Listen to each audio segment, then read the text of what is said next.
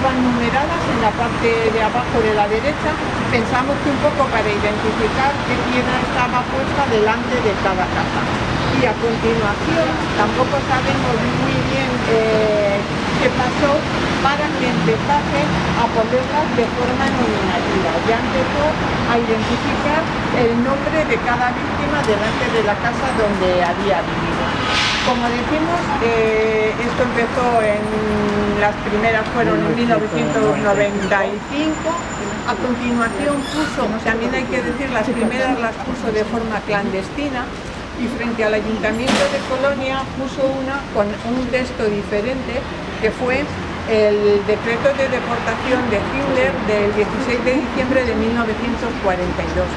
También nos gusta resaltar esto de ese decreto de deportación de 1942, porque no es el caso de vuestro abuelo, pero en diciembre de 1942 habían sido ya asesinados la mayor parte de los deportados españoles, porque ahora podemos también contar que hubo dos momentos importantes en la deportación.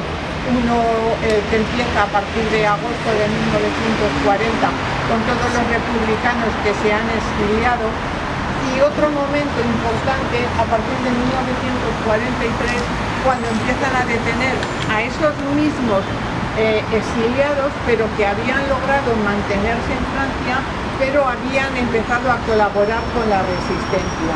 Entonces es el otro grupo que entra en los campos a partir del 43 y del 44. Nos decía Jesús que hablábamos bien de los gitanos, también está dedicado a personas con discapacidad física, a homosexuales, a testigos de Jehová, a personas mayores que ya no merecía la pena mantenerlos vivos porque eran un gasto para el Estado, ¿no? O sea, a niños o personas con discapacidad que igualmente eran un gasto para el Estado. O sea, toda esa amplia, digamos, colectivo de víctimas del nazismo en general, y entre ellos, pues, a los exiliados españoles que tuvieron la mala suerte de exiliarse en Francia y sentarse la vez. Y bueno, pues en la actualidad hay 110.000 puestas en toda Europa. 110.000. La número 100.000 la puso el propio Günther el año pasado en mayo en la ciudad de Nuremberg. Él antes de la pandemia ponía las primeras de cada localidad. Aquí tuvimos la suerte de que vino en 2019, pero en 2020 y 2021 suspendió todos los viajes. Él acaba de cumplir hace 3 días 77 años. Nosotros le tenemos una admiración y un cariño inmenso, porque se puede decir que desde 1996 él pasa la mayor parte del año de rodillas poniendo pie. El proyecto lo llevan muy poquitas personas, y entonces, pues desde que nosotros nos conocimos, y ahora vamos a contar un poco cómo lo conocimos. Una de las características, bueno, somos marido y mujer, nos interrumpimos mucho siempre, no hay problema ninguno. Una de las características que tienen estas piedras es que están hechas a mano. Hay gente que dice, ¿y por qué no se hacen aquí y se ponen y así no hay que esperar tanto tiempo como hay que esperar? Están hechas a mano. Cada uno de estos 100 caracteres de la piedra es una persona que ha dado un golpe, y eso significa que hay que multiplicarlo por las 110.000 que hay ahora. Y eso lo que tiene es que esta piedra está hecha por las mismas manos que quien hizo la piedra de Ana Frank. O sea, es una igualación de todas las víctimas. No hay una distinción mayor por ser homosexual, por ser judío, por ser topógrafo o por ser un jornalero que no supiese leer ni escribir. Eso es algo que nos gusta mucho de este memorial, que se les homenajea de la misma forma como víctimas, sin tener en cuenta su condición social antes de haber sido víctimas. También nos gusta mucho, estamos dando la vuelta al discurso, pero como estamos en familia no pasa nada.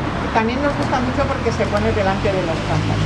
En el caso del holocausto judío, bueno, no quedó nadie que sufriese, porque se llevaron por delante a todos, pero aquí nos gusta mucho que se ponga delante de las casas, porque de alguna forma también es un cierto homenaje para las familias que aquí se quedaron solas, en la inmensa mayoría mujeres, madres, esposas, hijas, hermanas, sin poder hablar, sin poder ni siquiera preguntar por sus familiares, porque preguntar por ellos, que aquí a significarte como republicano y rojo, obligó a las mujeres a incorporarse al mundo laboral en unas circunstancias en las que no estaban preparadas, en las que la mujer no había trabajado, y fue muy duro para ellas sacar adelante a sus hijos. El ritual que nosotros hemos establecido es que cuando Gunther viene, es el que coge la piedra, la pone. Entonces nosotros, en la ausencia de Gunther, lo que nos gusta es que un familiar de otro deputado que ya tiene su piedra puesta, os haga entrega a vosotros de la que va a poner ahora. Mira, se me lo han traído. Si no es así, no se les echa foto. Claro. Estamos en Madrid, ¿no? ¿Que Madrid? Sí. Fantástico. Vamos allá. Ahora la ponéis. Y ahora ya sí que... 3 minutos o 2 y medio, porque las croquetas se enfrían, entonces no podemos perder mucho tiempo. Tampoco os puedo decir mucho, porque la verdad es que a estas alturas incluso tengo muchas incertidumbres, muchas más que certezas. Sé muy poco de aquella época, muy poco, porque hay que tener en cuenta lo que pasó a aquella familia. En aquella familia, en aquellos tiempos, cuando mi abuelo fue asesinado, vivían en una casa que había sido incautada y donde se había montado una especie de cuartel general donde vivían un general italiano, unos coroneles y demás, en este chalet de 4 Caminos, que no es aquí, que es donde falleció, en la época que falleció mi abuelo.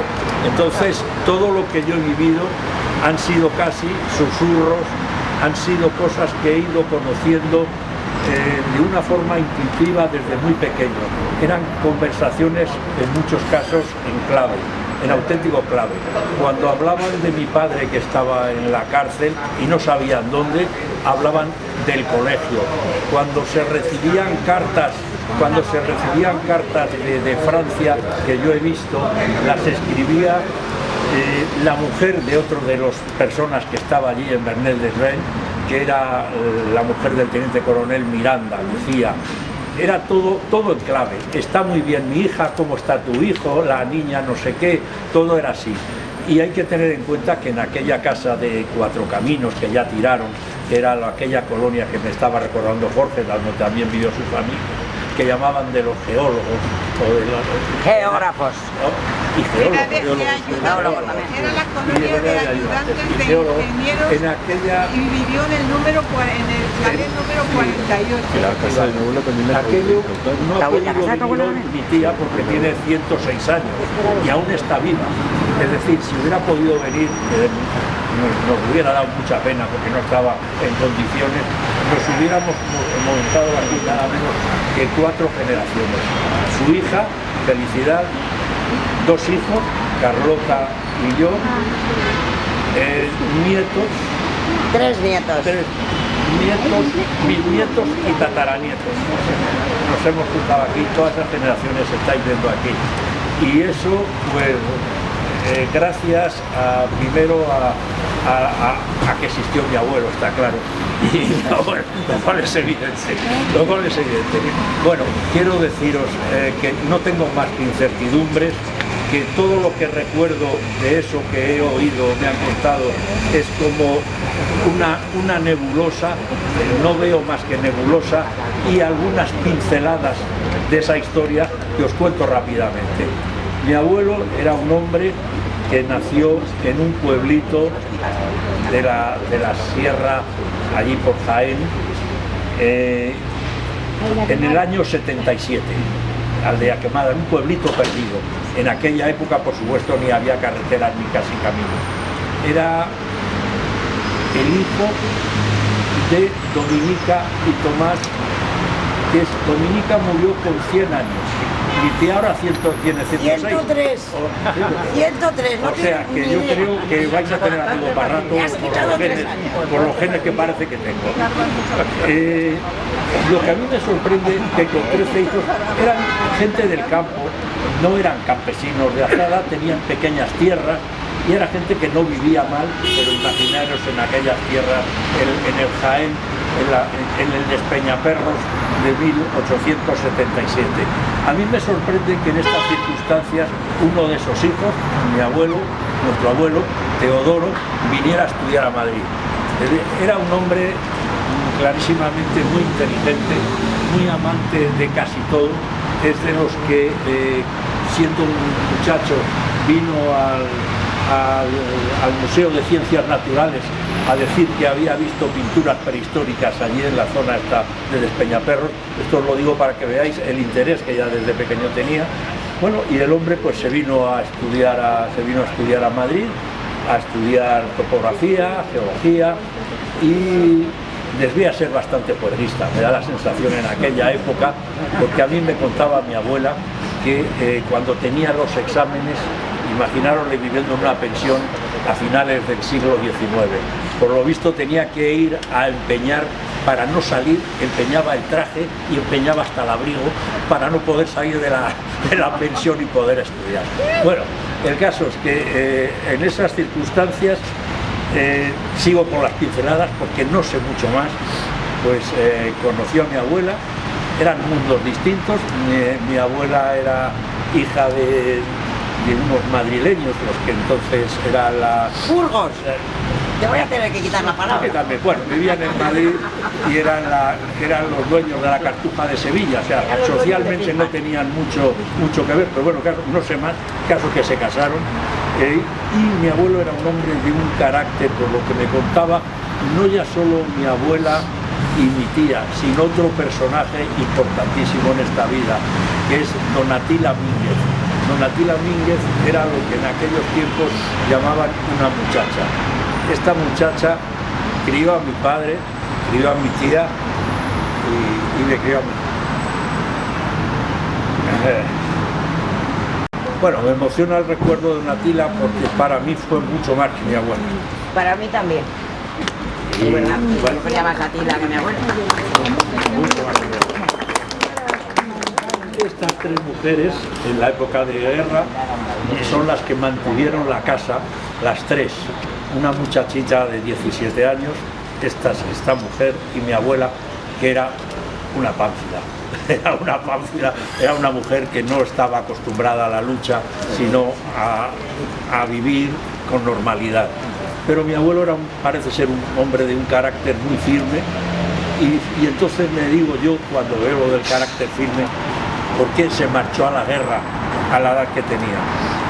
Mi abuelo, en aquellos tiempos, os decía, mi abuelo trabajó siempre en el Instituto Geográfico Catastral. Fue de las personas, sigo dando pinceladas, fue el que dirigió el equipo que fue a las Urdes para preparar los caminos para que pudiera ir a Alfonso XIII. Y luego yo he pensado por qué se metió un hombre que iba a cumplir los 60 años, por qué Teodoro se fue a la guerra. Y pienso tal vez que unas fotos que he visto en Larache, tal vez en Tánger o Tetuán, donde él estuvo haciendo también mapas y demás, le he visto al lado de mandos militares y tal, no tuvo nunca que ver nada con los militares. Pero bueno, el caso es que yo me pregunto por qué se fue a la guerra.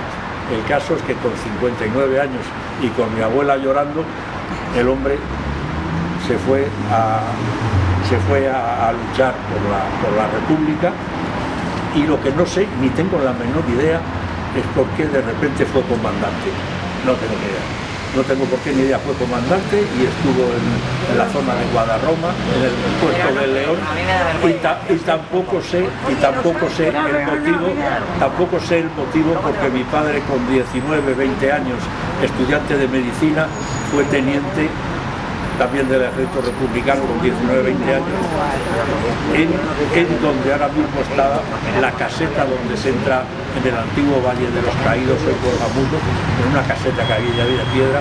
Él tenía allí su cuartel y desde ahí ni siquiera tenía contacto con mi abuelo. Me contaba un día emocionado como su padre había bajado a verles un día desde la sierra, desde Guadarrama, a verles al lugar donde él tenía su división. Y es todo lo más que puedo contar de esta época, de estas pinceladas. Luego, ¿qué sabemos? Luego sabemos ya detalles como que tuvo que huir a Francia por Barcelona, muchas penalidades, mi abuela tuvo que marchar hacia Valencia, la casa la encantaron, tengo los detalles de la encantación, allí se montó esta especie de cuartel general italiano, donde los italianos se portaron muy bien, como unos caballeros, aquellos oficiales italianos consiguieron incluso encontrar a mi padre, que no sabían dónde estaba siquiera, y lo localizaron en Alcalá de Henares.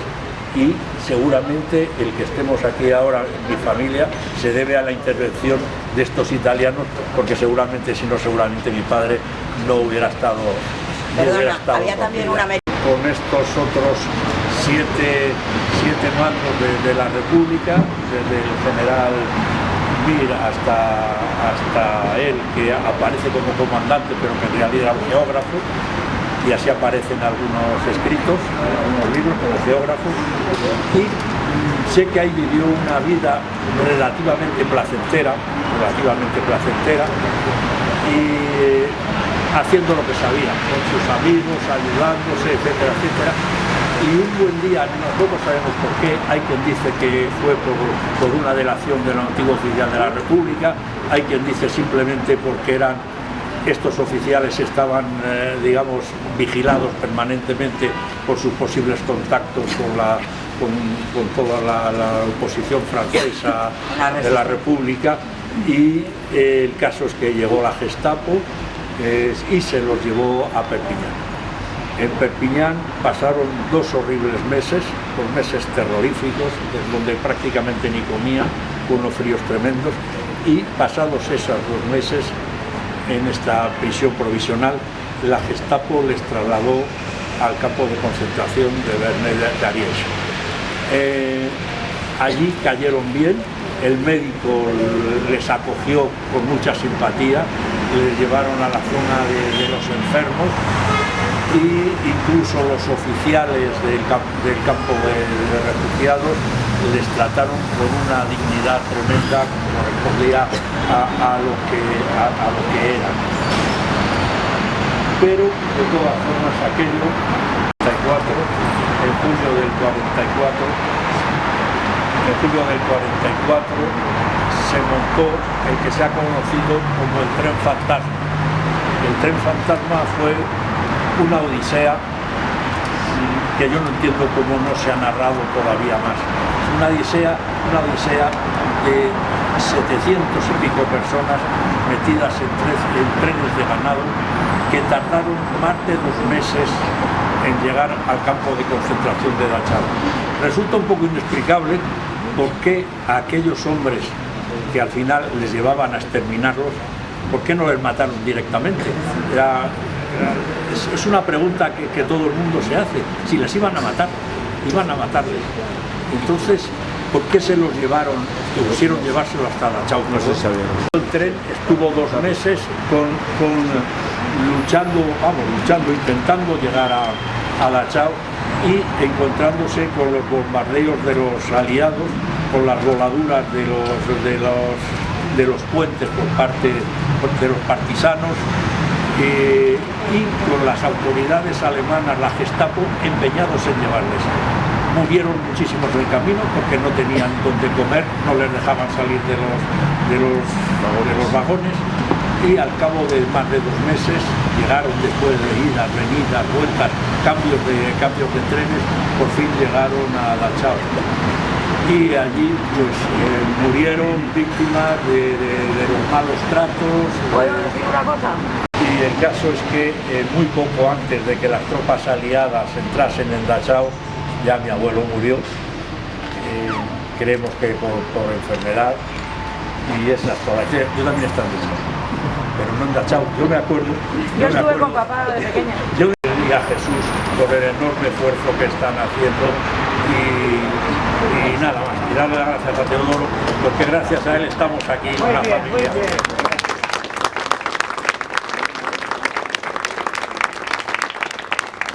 Chicos.